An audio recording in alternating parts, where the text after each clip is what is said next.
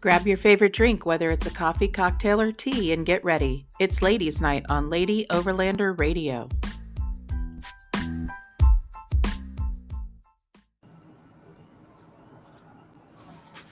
Hey, Arla, welcome to the podcast. Hey, Misty. Thanks for having me. I'm excited to talk to you finally on here. This is Arla she's Mrs. Bats Offroad, and she's with Tony, her husband, which is also known as Bats Offroad. And you can find them on social media as such. So let's go ahead before we get really into this. Let's talk about your background and how you guys kind of got into overlanding. Well, we got into overlanding. We've camped for many years. We did tent camp a few times when we first got married. Kind of a divorcing issue. I say that every time. Did not go well, we'll say. Um, but we ended up with owning a few fifth wheel campers, and we would go camping every other weekend, to state parks, in Oklahoma and the Arkansas area, with several different couples. And as the crow flies, basically, it got to where we weren't using the camper as much anymore. We had too much going on.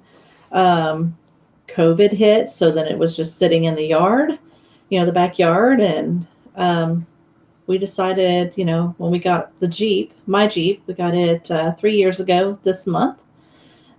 We started getting out more doing that, doing, off-roading and trail exploration and just getting out and seeing things you just wouldn't typically see if you were in a fifth wheel. It limits you to where you can go. So it kind of took the back seat. We basically just fell in love with the Jeep and just started doing that. And then we ended up buying a rooftop tent. We started, going out camping in that, which was a big change, obviously. You go from a fifth wheel, Yes, with all the things you need to, basically back to tent camping, but on the roof. So we started doing that, and it's just kind of grown from there. We've added a Gladiator to the family, another rooftop tent, So we both have our own setups now.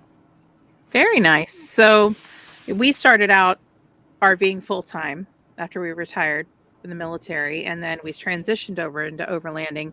And we first started out with one rig and a trailer. And I know that you guys recently sold your trailer and you've now put on rooftop tent on your rig, as you said. That's Tell me correct. about your two rigs. Tell me how they're outfitted.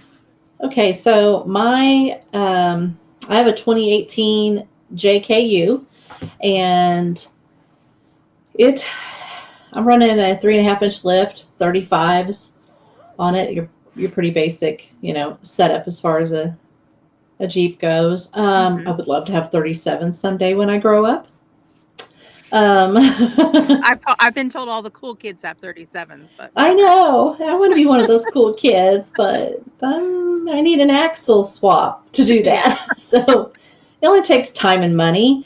It really does mean just empty every pocket. Yep. But I'm running a Free Spirit hard shell tent on the top that I actually I won that. So I got pretty lucky on Blue Line Overlands drawing for Shop with a Cop. Very nice. So that's how I even ended up with a rooftop tent for my rig. The Gladiator, it's set up 37s and a 3.5-inch lift, and he's running a Rome tent on his Evo bed rack. Nice. So his is his rig's a little bigger. That doesn't mean anything. No, it doesn't. Yours is more maneuverable, so. That's true. Yep. I can make that turn. Oh yeah. Maybe not him, but what prompted you personally into getting into this? Like, from what I've seen, a lot of men are very interested in overlanding and, off-roading and camping and things like that. But what prompted you as a woman to get into this kind of hobby? Well, Tony and I also have had four-wheelers for a very long time. So we used to get out, on our four-wheelers and go ride trails around here in the Ozark National Forest and whatnot. And we loved doing that.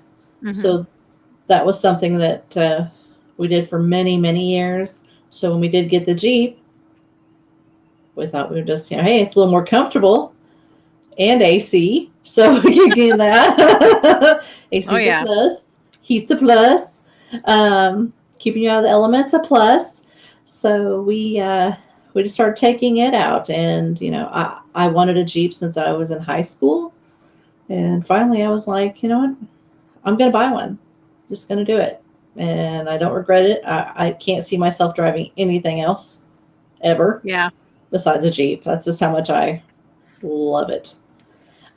So we just started going, out exploring in the Jeep, just getting out and doing family stuff. We have a 12-year-old daughter, and we drag her along on those very trips cool. too. Go to a river, hang out for the day. I mean, so many things you can do. Oh yeah. So how So does many she things. like it? Depends because she's in the preteen stage of life. Oh, I'm familiar. Do you know what I'm saying? Yes, I know what you're Um, saying. you know what I'm saying. So yeah, she does like it, but she does get a little bored. So kids these days, you have to try to pry their phones out of their hands and Yes. whatnot, and look out the window like we did whenever we would travel with our parents. We didn't get on any When of we didn't that. It have didn't cell phones. exist. Yeah, Yeah. that didn't exist. So you literally looked out the window or slept. That's all there was to do. So, um, she's getting better about it. On a recent trip, she actually loved that. So it's back and forth. It's back and forth. But she likes going to the shows, and she loves working booths and stuff and helping Blue Line Overland with fundraising for Shop with the Cop. She helps with that. She helps Masonberry with that. So, um, and a couple of the other kids. So she she Yeah. she does like working the shows and being at the shows. Yeah, I saw her with at Rendezvous hauling that firewood and helping out, and she was working Yep. hard. Yep. I think she did like 5 loads of firewood that night. She was killed. I bet. Yeah. But we were So warm, so I have a 12-year-old daughter, a 12-year-old son, and a 10-year-old daughter, and very familiar with the preteen yeah. like this. Highs and Yes. lows, highs and lows. Yes. So, Yes. yeah. But Yeah. mine overall, they like it. My 12-year-old daughter doesn't really like the camping part. She likes the traveling and exploring part. Mhm. So, just finding a way to make everybody kind of happy can Yeah. be interesting sometimes. Yep. It's a challenge, but she is starting to get better about it. She's grown up camping in a fifth wheel, Yeah, glamping, glamping. you know, to overlanding, living out of the back of your vehicle and camping in the rooftop tent and cooking outside all the time, and Dealing with the the elements bucket sometimes. potty, Yep. you know, that kind of Yeah, stuff. So, it was funny. I was talking to someone today about overlanding as a female. And mhm. whether you're a preteen or teenager or an adult, there's certain things that we all kind of have in common that we kind of want, right? So we want to Sure. keep clean, we want to make sure Yes. we can go potty. Yep. And those are the things that, I try to be very mindful of with my girls, especially because, like, boys, Do let's face it, whatever. they can go potty anywhere and Yes. they're happy. But girls, we kind of need to make sure We're we've good. got a little bit extra. It's not too high maintenance, but just a little bit of those creature comforts to make it a little easier. That's right. That's right. So, You got to have those because if you're miserable, then you're not going to want to do this. no. And if you don't like the outdoors, you're not going to want to do this. It's all temporary. So definitely having a bathroom of some sort, whether it be a bucket or Yeah. in a shower tent or whatever, is better than squatting in the woods Oh yeah. any And day. we just got our shower tent at Rendezvous and from Artemis Overland, and that's been a game changer. Like, I like that so much better than trying to put the little standalone pop-up tents to do Mm-hmm. whatever you need to do in there. It's just those things get blown away and they're a pain to try Mm-hmm. to get back into the little bag. And Now is yours mounted to your rig or Joe's? yeah, it's mounted to my roof rack, so it's the Gotcha. 23-0 little shower Awesome. tent, so I love it. Very nice. But We're so thinking about that too.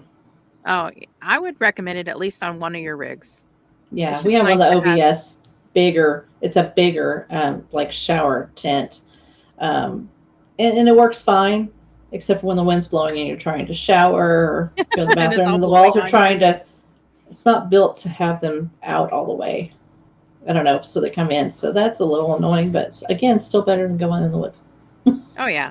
Well, the 23-0 one we have actually has like you can stake it down to kind of keep it open, even if there's winds, which I like. And Mm-hmm. then we have an 8x8 awning and room on the other side. It's just kind of a room to get out of the elements if you want to. And then we have the 270-degree awning on the Jeep now. So Oh, this is like the best the is that fanciest we've been. is So that the Howling Moon? yeah, that's the Howling Moon awning. And then Joe has the Howling Moon tent on his Jeep. Mm-hmm. And then I have I guess it's an 8x8 or 7x7 awning and room Room. on Howling Moon on my Land Cruiser. So Nice. it's nice. Much, Yeah. much better for room and getting out of the elements and all that fun stuff. But Yeah, that's right. That's awesome. so you guys recently went down to Big Bend. Yes, we did. How was that? It was a great trip. It was warm down there, which I'm kind of missing it now since it's so cold here right now. Um, but it was really warm. It's beautiful. We actually cannot wait to go back. We're talking about maybe it being an annual trip because honestly, we were there 6 days and we didn't get to see, a quarter of what What's it has to around there? offer down there. Yeah. We stayed at a great campground called Coyote Crossing, Hmm. um, just outside of it was Steady Butte. Steady Butte. Um, but it's private property. You can find it on Hip Camp and book Okay. off of there, which is an app. And Rob, the guy that owns it, he's great. You don't have to worry about leaving your stuff there, which is kind of peace of mind. We don't have to worry about our solar or anything like that being out. And you basically just pick your spot, out there, and just basically come and go. But don't There's book it the last week of the year because Bats Off Road already has that claimed. well, we're gonna have a section there, yeah, Okay. probably So so. it's a pretty big property. That's good. Yeah, it's a pretty big property. He has several spots that he has marked there where you can actually set up and whatnot. And we ended up being between two, like nuzzled in between two hills, kind of back in there with the Professor and Mrs. Professor. Yeah, we got to come up with a And better name for her than Mrs. I Professor. know. I gotta talk to her about that. But then, Aaron from Artemis and Carrie, they were also there, and their kids camping with us as well. It was a great place. There's so much to do there, and it's unbelievable. It was beautiful, Awesome. Yeah, I'm beautiful. sorry we missed that. We were going to go and then we decided maybe we should go visit family because we hadn't seen them in a while. So Oh, we I went to get Florida that. instead. But Darn, no. Florida. Ugh, such a hard choice. So that was the first trip with your rig all decked out, correct? Yes. So we had a lot of work to do to get everything, two rigs ready. We decided. So originally, McKenna and I were not going to go on that trip. It was going to be a solo trip for Tony to go with some guys. Um, but that trip ended up doing something different. And then I had some vacation that I still had to burn. So we thought we'd all pile in the Gladiator and do that. Then I won that tent. So then we're like, hey, we'll just take two rigs, so we can get content with both rigs out and whatnot. And so that's what we did. Got two rigs ready. and drove 783 miles down there. Who's counting? Yeah. Who's counting? But it's pretty boring of a drive, not gonna lie, Yeah. I until know a you lot get of there. Texas is pretty boring to drive through. Oh, I've done it a yeah. few times. West Texas is, yeah, it's, there's not much to see. But when you get close to Big Bend, you start seeing all the buttes and the mountains and stuff, and it's just unbelievable. Very cool. Unbelievable. Yeah. Yeah, there's not a ton of places to primitive camp for free and stuff in Texas either. There are some places, No. but not a lot. Hmm. So that's another challenge that we run into when we're going cross country is trying to find some decent places to camp. Yeah. I believe the Coyote Crossing, don't uh, don't pin me on this, but I think it was $22 a night, which is pretty cheap, pretty Yeah. inexpensive.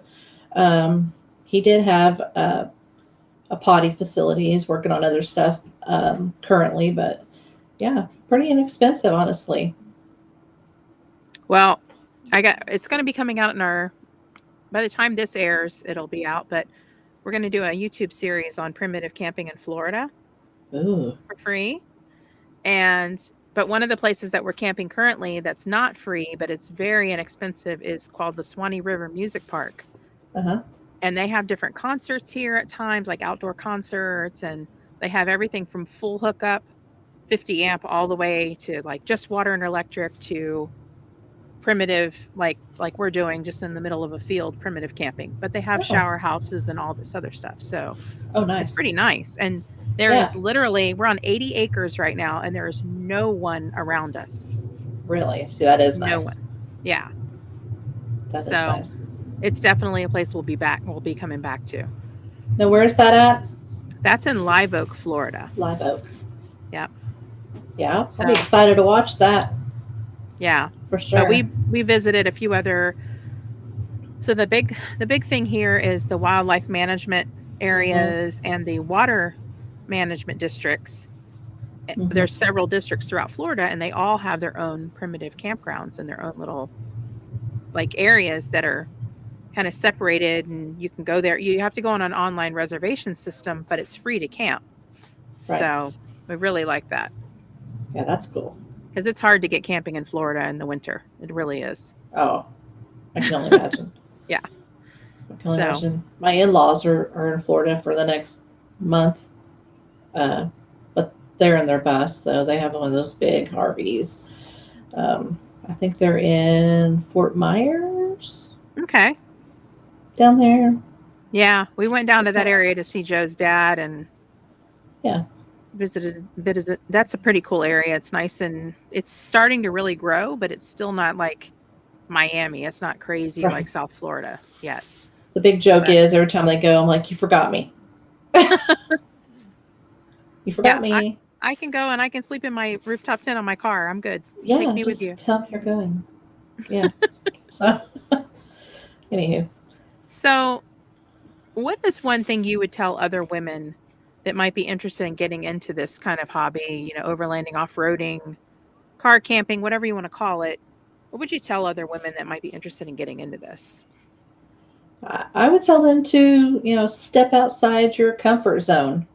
That is what it's going to take. Even if you are outdoorsy, there's a lot of things that you have to adjust to do this kind of lifestyle or this hobby. Mhm. Um, but yeah, step outside of your comfort zone and just try it. And if you don't like it, then adjust to what you think you might need, in order to make you enjoy it. Because if you don't enjoy it, you're not going to do it. Right. With anything else. But it takes some getting used to, and it also takes, I think, some willingness to get outside of that comfort zone, like you said. You gotta be willing to be like, okay, maybe I can't take a shower every single day necessarily Right. because we have to make sure we have enough water, Right. or maybe I'll do every other day and wipe down, or just Yes. kind of finding what works for you, or maybe we'll only camp for 3 days and then we'll go get a hotel, or we'll go back, or Right. you know, Splurge a little yeah, bit or find a place that does $5 showers or something like that, like exactly. we did, down in Big Bend. What has helped me personally is to go with others, Mm-hmm. camp with others, and you actually learn off of each other different things, different things to change about your setup, um, that can make it more enjoyable for you. Tips, basically asking, hey, what do y'all do, to conserve water? Or, hey, what do y'all do about your showering? Or, Mm-hmm. what do you use? Do you use the shower packs or baby wipes or, all these kind of things? Because honestly, for women, they want to be able to clean up. They want to be able to go to the restroom. Those are two big things, I think, for every woman. And if you can't do that, then you're not going to want to go with your spouse No. out in the middle of nowhere. I mean, you're not going to want to, and then you're going to miss out on so many things you would normally see. Oh yeah, beautiful views and just a lot Yeah, of stuff. And yeah. it's funny because I in one of the Facebook groups that I'm in today, I saw a guy actually ask about how people's different shower setups because he said I have to take a shower every day. And I Mhm. thought that was like, oh, so it's not just Okay, women that have to take a shower, frequently. There's right. guys out there too that are like, no, I'm not about that. I need that shower every day to feel clean and To get going, yeah, exactly. for sure. Yeah. So what do you think have there been any challenges that you've encountered when off-roading that you've had to overcome and how did you overcome those? When we first started jeeping, so different from being on a four wheeler, and we had our own four wheelers, so we're kind of independent that way. So to be in the passenger side and go off roading somewhere and get off camber, I can tell you when we first started, I was a complete panicker when it came to that. Like the whole heavy breathing, ridiculous, um, whatnots, why we learned, the Jeep and how it handled. Tony never batted an eye, of course, because guys are macho or whatever. Um, but that was a big thing for me to get over that. I struggled with that quite a bit for several months going out, to be honest, like having to go down a you know, steep grade, and then there's like a step that makes you, off, Mm-hmm. and then here I am going, like that. Tony's like, you can't do that when I'm driving. Like, No. you can't do that. You got to stop. You got to stop. So But it's that different when that was a you're in big the thing. driver's seat, right? Like for some reason, we Yeah, feel like we have more control over what's sure, happening, sure. But whenever I would do it, I would still be a little nervous about it. But I understood what was going on instead of not having any control in the passenger seat. My brakes or gas did not work over there. I know. I tried, stomp the floor, grab the handle. That didn't happen. But that was probably the biggest thing starting to go off roading in the Jeep for me was just trying to be in the passenger seat versus being the driver of a four wheeler. Big Oh, yeah. difference. Very big difference. Different handling, all of it. Well, when we got stuck in the Ozarks and Joe was trying to get out of one spot, we were worried the Jeep was going to flip. So he literally had me hanging off the passenger side off the roof rack, leaning back as far as I can to try to counterbalance if it was going to work or not. I don't know. But I'm trying to counterbalance the weight to where we didn't flip over. Hmm. So that's a fun time also. Yeah, it's all good times, and it can be muddy, and Oh, it was. you may fall, and yeah, Oh, it yeah. can get quite challenging. Oh, yeah. We Quite walked back out to challenging. the main road to find somebody to help us because a tree had fallen across the path as well, and we didn't have anything to take it down because it was pretty big. And we're just, it was like after 6 hours of being stuck, and we were just covered in mud, Oh Lord. all five of us, and we're running to these four-wheeler guys that were there, and I was like, oh, they're not going to help us. We look like a hot mess, like we're covered, Oh yeah. but they helped us, and that was good. But Wow. I tell you, Yeah. it can You have get to work as a interesting out there. team. Oh yeah, It's testing on your marriage because you have to work as a team, and sometimes you're not going to gee and haw about that. no, and So it's testing. yeah, and one of the good things though was that the kids it was nice to see the kids really rally around and say, "Oh, let's get this piece of wood, and we can put that with the traction board, and we can try to do this, and Mom, Yep. maybe we can put this rock here and try to." They were like thinking the problem through and Hmm. grabbing things and trying to help however they could at their ages. That was one of my favorite parts of the whole situation, was seeing them try to help us get as a family get out of that situation. That's awesome. That Yeah, was really cool. work the problem. Basically, Yeah. work the problem. Yeah, it's sometimes it's crazy, but yeah, work the problem. So if there was if you could like label a best day out on a trail, what would your best day or best moment be? Oh Lord, that's a hard one, girl. Um, the most recent trip we did to Big Bend. We've been to Colorado a couple times. Um, Tony and I disagree on this. He loves Colorado. Um, I loved the most recent trip, down to Big Bend. I Hmm. loved it way more um, than Colorado. Just they both have beautiful, beautiful terrain. Lots to offer. I just loved all the cactus and the deserts and the overlooks where you could just pull off and eat lunch and everywhere I turned, it was just amazing, just amazing. Seeing the Rio Grande, I mean, Oh yeah. there's just so much, just so much. The goat mayor, he was my favorite, of course, but a big love for Clay Henry, big love. Look No, him up, that's people. we've been, many places out west. We haven't really done California, but we've been everywhere from New Mexico, Arizona, Colorado, Wyoming, the Pacific Hmm. Northwest, and my favorite places are New Mexico and Wyoming. The Pacific Northwest is beautiful, but Wyoming is cool because to me it's probably very similar to the area you were in that it's not super overpopulated. Hmm. A lot of beautiful views, a lot of really cool places to set up camp, Yes, but it's unique. Whereas Colorado is, let's face it, Colorado is gorgeous, it's but gorgeous. Colorado also has a lot of people already doing this, A lot of people. and it's Yeah, very crowded. very And busy. my whole idea with this is just to get away and Hmm. kind of do your own thing and have that peace and solitude. So Yeah, that's why I prefer some other states. I hear you. Wyoming is definitely on the list. New Mexico, we have not really gotten to do anything in New Mexico except for basically drive through it to get to Colorado.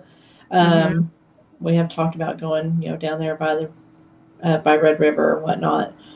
So that definitely is on the list to do. Oh, there's so much. We're going to be doing a little bit more exploration in Utah as well. We've done a little bit there, but and everybody, a lot of people go to Moab and stuff, but we went Right. to Valley of the Gods when we were down there recently. And there's just so many other, we want to see more of the slot canyons and just Mm-hmm. really get out there into some of the other national parks. We've done Zion and Right. Arches, but we want to do like Bryce Canyon and just kind of explore that as well more. And a little bit of Nevada. I've heard there's some really cool places to go in Nevada as well. So, Um, we did buy, so when we were in Big Bend, we did buy one of the passport books where you can collect the stamps and whatnot. oh, okay. Joey and Connie had that. Matt and Kara had that. We ended up seeing them down there as well. Um, and so we decided to buy that to start collecting stamps as well. So, hitting all the national parks is, on the list. The list is very long. The list is very long. It just Yeah. takes time and money. So, Well, my kids each the have a two lists. passport book, and Joe has one from when he was a kid that Oh, he's still wow. updating. Oh, I wow. somehow lost mine. We just got one. But That's it. But yeah, we're starting to collect those stamps. We got educated on it by Joey, so we're good to go. yeah, he's a good educator, that Oh Joey. yeah, oh yeah. So we're good to go now. So this is what I like to call self promo time. Yeah. The floor is yours. tell everybody how they can find you guys on social media, any YouTube channels you may have, anything like that. Well, you can find us on Facebook, Instagram, and YouTube. Bats Offroad on all three of those platforms. Miss Bats Offroad, also on all three of those platforms. Miss Bats Offroad, the YouTube channel, we just fired that up this week. So by the time you watch this, hopefully we'll have some content on there for you to view. But for right now, the three major ones, that's where we're at: Facebook, Instagram, and YouTube. Very nice. Well, I really enjoyed talking to you, Arla. I love you to death, and I can't wait to camp with you again. It will be soon. I can't So, wait. thank you so much for being on the podcast tonight, and Thanks we for will having definitely me. get together. Absolutely. Awesome. Thank you for having me. It was fun. And now for a special announcement. Arla, a.k.a. Mrs. Bats Offroad, is joining the Lady Overlander Radio team as my partner and co-host. We will continue to grow the Lady Overlander Radio brand together. I am so excited about this partnership. Stay tuned and safe travels, friends. Barefoot Overlander, out.